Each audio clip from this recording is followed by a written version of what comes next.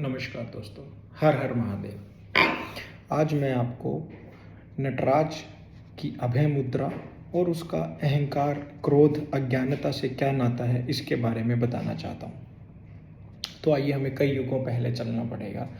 कई युगों पहले एक वन होता था, दारुक वन। दारुक वन के अंदर बहुत सारे ऋषि थे।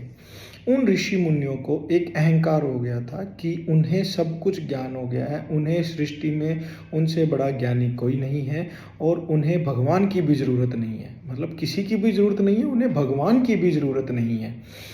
तो इस अहंकार को तोड़ने के लिए जो प्रकृति है उसने दो रूप धारण किए, जिसके अंदर पहला रूप था भोलेनाथ का। भोलेनाथ जो थे भिक्षुक बनकर इस धरती पर आए और नारायण भगवान मोहिनी बनकर इस धरती पर अवतरित हुए। तो मोहिनी बहुत ही आकर्षित थी। मोहिनी के पीछे सारे ऋषि मुनि चल पड़े।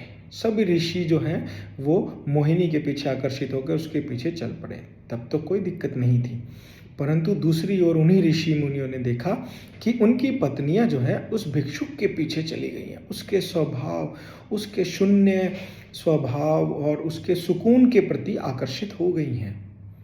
तो यह बात ऋषियों को अच्छी नहीं लगी और ये अहंकार उनका क्रोध में परिवर्तित हो गया और उन्होंने भिक्षाटन को खत्म करने की ठान ली, जो कि भोलेनाथ का रूप था।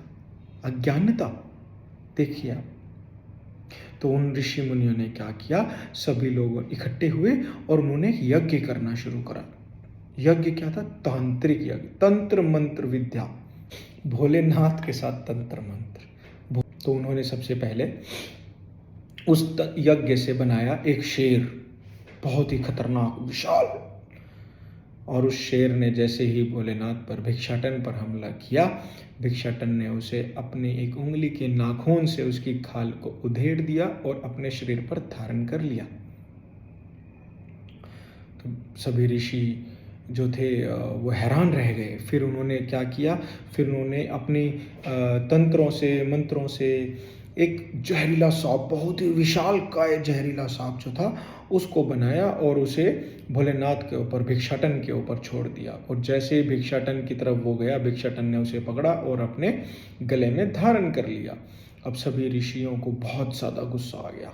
उनका जो अहंकार, क्रोध, उस अहंकार और क्रोध के अंदर उन्होंने अपनी सारी विद्याएं लगाकर एक आखिरी अपना एक असुर, एक राक्षस को बनाया। उस राक्षस का नाम था अपसमार।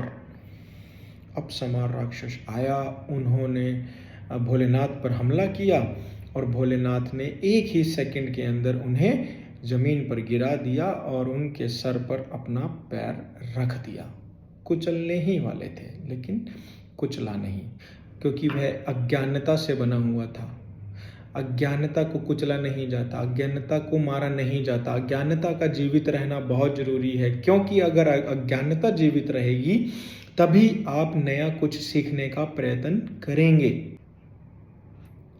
जैसे ही अपसमार को भिक्षाटन के कदमों में देखा, ऋषियों को लग गया कि कुछ गलती हो गई है। यह भिक्षाटन जो है, यह भिक्षुक जो है, यह एक साधारण व्यक्ति नहीं है। इतने में ही भिक्षाटन ने अपना विकराल रूप धारण कर लिया। उनकी जटाएं खुल गई, उनकी जटाओं में से गंगा बहने लगी, नए तारे चमकने लगे ब्रह्मांड के अंदर, नए ब्रह्मांड बन गए, नया आकाश बन गया। और उनका ये विकराल रूप देखकर सारे के सारे ऋषि चकित रह गए।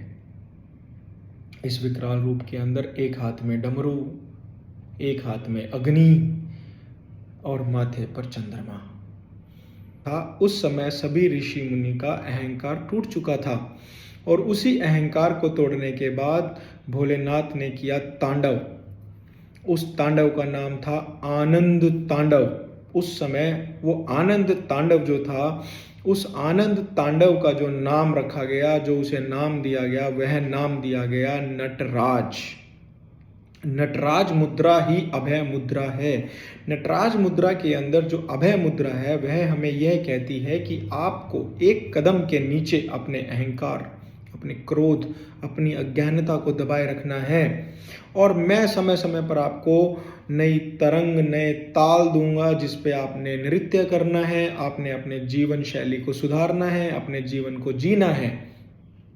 इसीलिए अभय मुद्रा हमारे इसी चीज़ का प्रतीक है कि आप नई ऑप्शन, नई अपॉर्चुनिटीज़ जितनी भी आपके जीवन में आती हैं, आप उनका एंजॉय कीजिए, आप उन्हें ग्रहण कीजिए, आप उनमें इन्वॉल्व होकर आगे बढ़ें। लेकिन काम, क्रोध, अज्ञानता, इन्हें आप अपने जीवन में दबा दें, आप इन्हें कुचल दें।